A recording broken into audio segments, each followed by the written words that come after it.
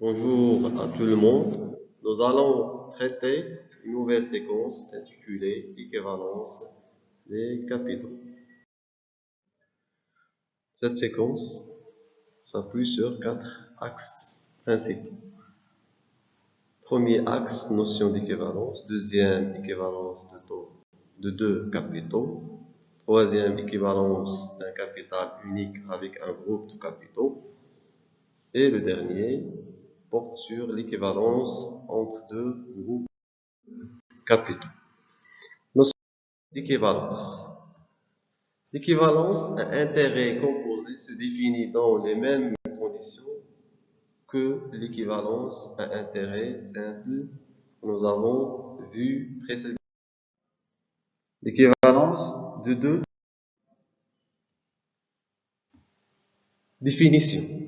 On dit que deux capitaux sont équivalents à intérêt composé au même taux à une date déterminée lorsqu'ils ont la même valeur actuelle à cette date. Cette dernière est appelée date d'équivalence. Formule. On désigne par C1 et C2 les capitaux placés au taux d'intérêt I, respectivement pendant N et N périodes. C01 et C02, leurs valeurs actuelles respectives. La condition d'équivalence s'écrit C01 égale à C02, c'est-à-dire la valeur actuelle du premier capital égale à la valeur actuelle du deuxième capital. D'où C1 fois 1 plus I à la puissance moins 1 égale à C2 fois 1 plus I à la puissance. Exemple. Monsieur Morad obtient de sa banque l'acceptation de remplacement d'une dette de valeur nominale de 112 360 dirhams payable dans 2 ans par un nouveau capital payable dans 3 ans, au taux annuel de 6%. Quelle est la valeur du nouvel capital? Solution. L'équation d'équivalence s'écrit. Donc, on va remplacer chaque élément par sa valeur. Et on peut enfin déduire la valeur de C2 qui est égale à 119 101,60 dirhams. Si on calcule C01 et C02, on va trouver la même valeur. On peut conclure que les deux capitaux sont équivalents. Passons à l'équivalence d'un capital unique avec un groupe de capitaux. Équivalence d'un capital unique avec un groupe de capitaux. Définition. Donc, on peut dire qu'un capital est équivalent à un groupe de capitaux à une date déterminée à intérêt composé. C'est la valeur actuelle de ce capital est égale à la somme des valeurs actuelles du groupe de capitaux. Formule. En désignant par C un capital payable en N, C1, C2, C3, trois capitaux payables respectivement en N1, N2, N3. C0, C01, C02, C03 sont respectivement des capitaux initiaux de C, C1, C2, C3. Le taux d'intérêt appliqué I.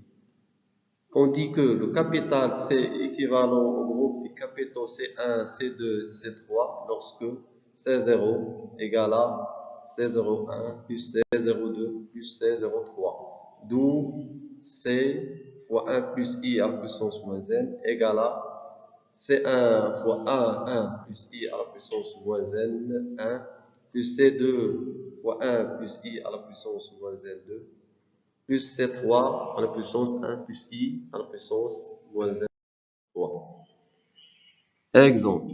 M. Tara obtient de son fournisseur l'accord de remplacer ses trois dettes de 1000 dirhams dans un an, 16 000 dirhams dans 2 ans et 20 000 dirhams dans 3 ans par une seule dette payable dans 4 ans à intérêt composé au taux de 5%.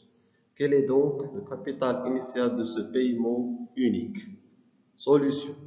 L'équation s'écrit L'équation d'équilibre s'écrit C fois 1 plus I à la puissance moins n égale à C1 fois 1 plus I à la puissance moins n, 1, fois plus C2 fois 1 plus I à la puissance moins n2, plus C3 fois 1 plus I à la puissance moins 3.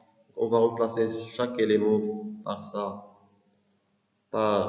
valeur et on va déduire la valeur de C qui est égale à 50 216,28 dirhams. Donc la valeur nominale du paiement unique est de 50 216,28 dirhams. Passons à l'équivalence de deux groupes de. Quand est-ce qu'on dit que deux groupes de capitaux sont équivalents? Donc, deux groupes de capitaux sont équivalents à une date donnée si, à intérêt composé, la somme des valeurs actuelles du premier groupe de capitaux est égale à la somme des valeurs actuelles du deuxième groupe. Formule: en désignant par C1, C2, C3, trois capitaux payables respectivement en N1, N2, N3, et G1, G2, G3, trois capitaux payables respectivement en M1, M2, M3. Le taux d'intérêt applicable. On dit que le groupe des capitaux C1, C2, C3 est équivalent au groupe des capitaux G1, G2, G3 si la somme des valeurs actuelles des trois premiers capitaux égale à la somme des valeurs actuelles des deuxièmes et trois derniers capitaux. Exemple, une banque offre à son client deux possibilités de remboursement d'un prêt. Première modalité, 3 versements annuels consécutifs de 10 000 dirhams, 19 218,18 dirhams et 20 000 dirhams. Le premier versement ayant lieu un an après la remise des fonds. Deuxième modalité, deux versements annuels de 25 000 dirhams et 25 740 dirhams payables respectivement dans 2 ans et 3 ans après la remise des fonds. Vérifiez si les deux modalités sont équivalentes au taux de 10%. Solution. Première modalité, on va calculer la somme des valeurs actuelles des trois capitaux, donc ce qui va nous donner 48 dirhams. Deuxième modalité, donc on va calculer la valeur actuelle des capitaux de deuxième modalité, dont la somme est de 48 dirhams. Donc on va remarquer que la valeur actuelle, la somme des valeurs actuelles des deux modalités sont égales. Donc on peut dire que les deux modalités sont équivalentes.